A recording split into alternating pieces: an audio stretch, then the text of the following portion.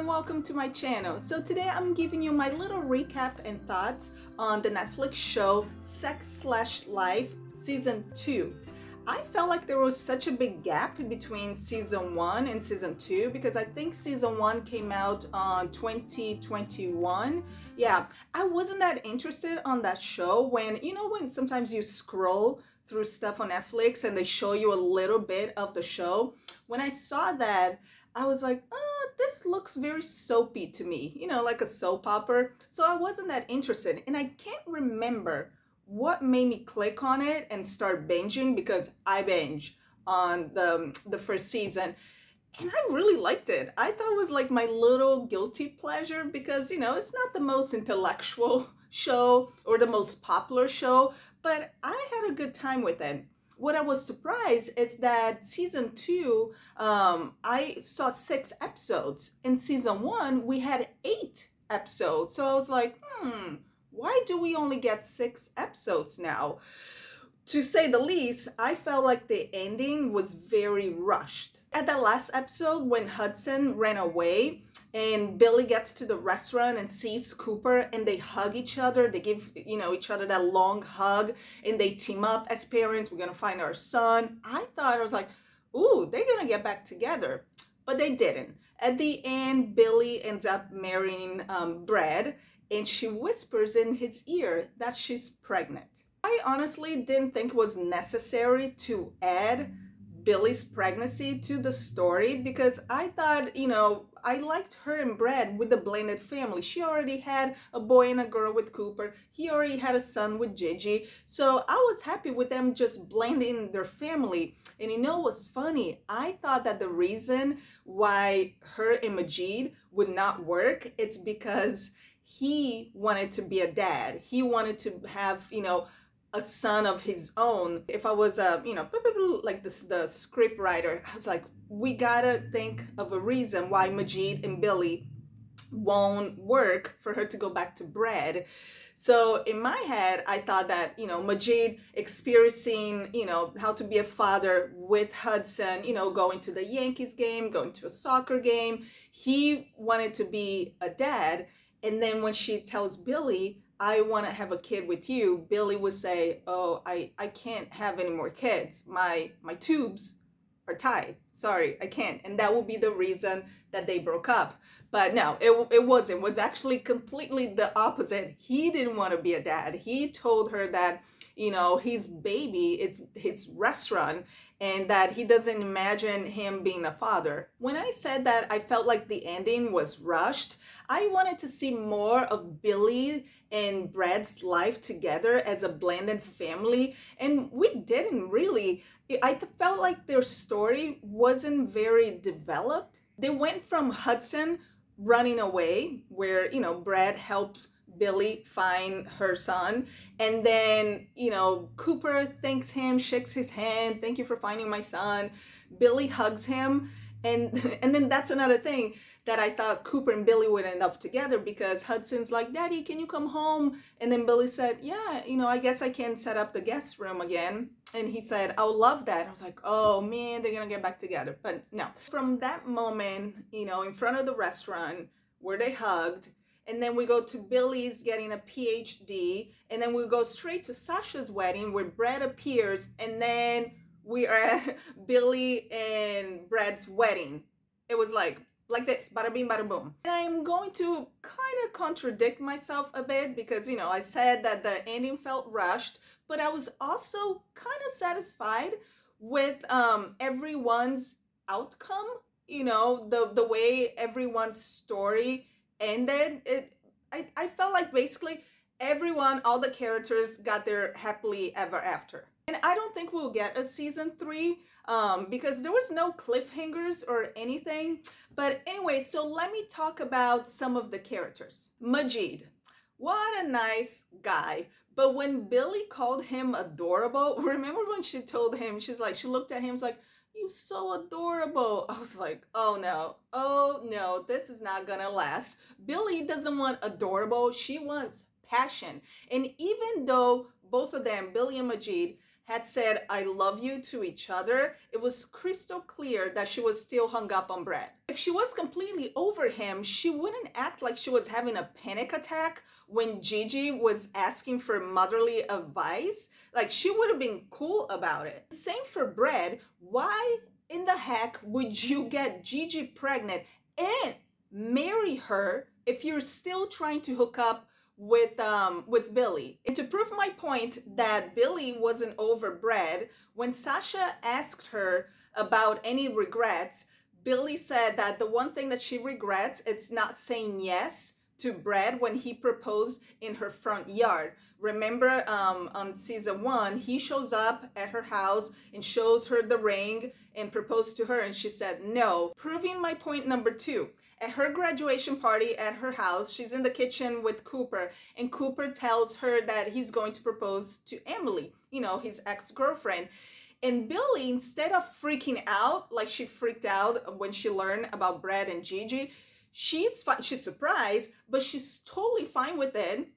Gives her support to Cooper, hugs him, tells him that she's happy for him. So, a completely different situation, which proves that she was, over Cooper, but not over Brad. Speaking of Cooper, who was this man? I did not recognize him at all. He was careless, irresponsible, and a jerk most of the time. I get that he was hurting because of the divorce and that he still loved Billy and he wanted his life together, but it just seemed to me like he was having a midlife crisis. When he got in that convertible, all coked up and drunk with that escort and driving so carelessly, I was just like, dude, are you even thinking about your kids? You got 2 kids to think about it and you acting like that? And why was he spending so much time with that loser, Dev? Was that his name, Dev?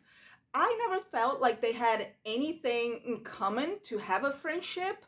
Like, they're basically just co-workers and neighbors. Dev is such a man-child, and I think his irresponsibility rubbed off on Cooper. Like, Cooper should have kicked him to the curb long time ago. Like, sex party long time ago. The whole HR meeting with Cooper and Francesca, oh my God. That, like, no one would do that in real life. Like, you would not grab the person you're having a relationship with, that's your boss, and kiss her in front of your employers. I got their decision of keeping him because they said that he brings a lot of money into the company, and for companies like that, it's all about the money. They don't care what you do on the side as long as you bring money in.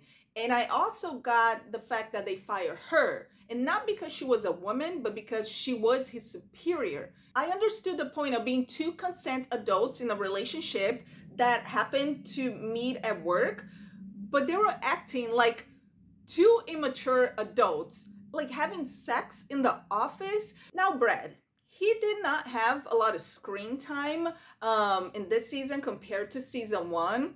And I find it so hard to believe that in 2023, with all the resources in the world, 2 grown rich adults still have a oopsie baby. Because we know that Gigi's pregnancy was not planned.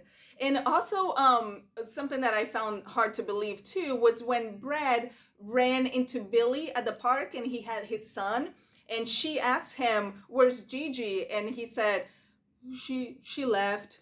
She found someone that didn't lose his company. I don't believe that Gigi would do something like that, like just leave. I felt like she was genuinely in love with Brad when she's at her photo shoot and Billy comes in and she's crying. Gigi's crying, asking Billy to leave him alone. Also, when he's on the phone or the computer, finding out about the lawsuit for fraud that he was going through, she tells him, it's like, do you want me to cancel my photo shoot? I'll stay here. We'll go through this together. She seemed very honest. She never felt like mean-spirited to me. Okay, are you ready for my rant? I saved the best for last. Sasha. I loved her character on season 1. And this has nothing to do with the actress. Here, she was so annoying. First of all, what was the problem of going to California with Cam? I mean, I know he joked about, oh, you can lay on the beach and drink wine, but he also said you can look at universities there. She should have swallowed her pride and support her men. They could have done long distance for a bit. I understand. She's like, I'm a New York woman. She wasn't even happy for him. She was just mad. And then years later, they run into each other at that TV show studios. They were both giving interviews. And she has this conversation with him saying like, I hustled solo for 17 years. I've done this all by myself. And I was like, okay, got it, got it. You've done all this work by yourself for 17 years. You are a successful woman. What's the problem now? Why can you be together? You both, went on with your life separately, became two successful people. What is the problem, Sasha? I know it didn't help that she had that shark of an agent, Mick, telling her like, more, you need more. And then he said like, Reese Witherspoon, she has 52 million followers. Oprah, 100 million followers. Gwyneth Paltrow, 80 million followers. He even said that, I don't know if it was him or Sasha that said, but one of them said that nowadays for a woman to be heard, it's not enough for her to have 1,000 followers, 100,000 followers. She needs to have a couple million followers. So Sasha became obsessed with social media and engaging and gaining more followers. I thought that Sasha's brand of being an independent woman, hashtag independent women for life, and not being attached to any man was a load of crap. So what? If you're an independent woman, you have to be single your whole life? She claimed to not be controlled by any man, but the whole time she was being controlled by her agent. Not once until the end, she had the guts to stand up to him. She let him dictate her happiness and personal life. So I was so disappointed. And I get the whole show business deal. I always remember, the boy band era. I remember one of the Backstreet Boys, and this was after their peak as, a successful boy band. One of them said that they weren't allowed to have girlfriends, or if they did have girlfriends, they weren't allowed to go public with them because otherwise they would lose fans. All the teenage girls in the world, we all dream about marrying a Backstreet Boys or NSYNC, and if we found out that they had girlfriends and wives, our hearts would be broken. Kim, he wasn't a low life dragging her down. He was the perfect man. He was hot. He was a very successful doctor, and very supportive of Sasha's work. For her to keep kicking him to the curb every time they met, it wasn't cool. I did think that the end with Sasha and Kim at the airport, that little twist that we got, I thought was really cute. She runs to the airport and she tells him that, yes, I'll go to Asia with you. She's ready to get on the plane with him. And we think that he's boarding his flight, but he's actually getting off the flight. When they bring his luggage off the airplane, I was like, oh, he's staying. Like I said at the beginning, I thought the season overall was very rushed. It's funny because I found myself calculating how much time had passed between scenes by the seasons in New York. I was just like, okay, this looks like springtime. Oh, this is Halloween now.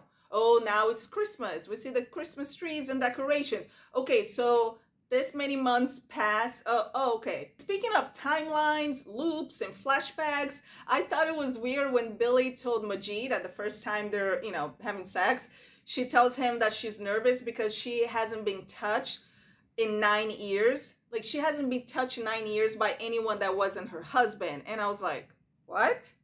What about all that sex that you were having with Brad in season 1?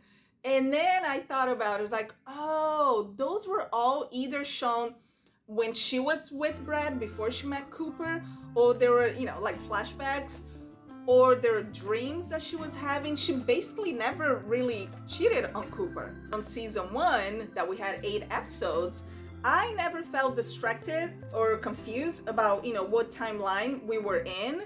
And on this season, I was like, okay, what is going on? What did you think of season 2? Are you all caught up? If you would like to see a season 3, what ideas do you have for season 3? Let me know in the comments down below. And if you like this video, make sure you hit the thumbs up, subscribe to the channel, and also hit the little bell notification button so you don't miss any future videos. And I'll see you next time.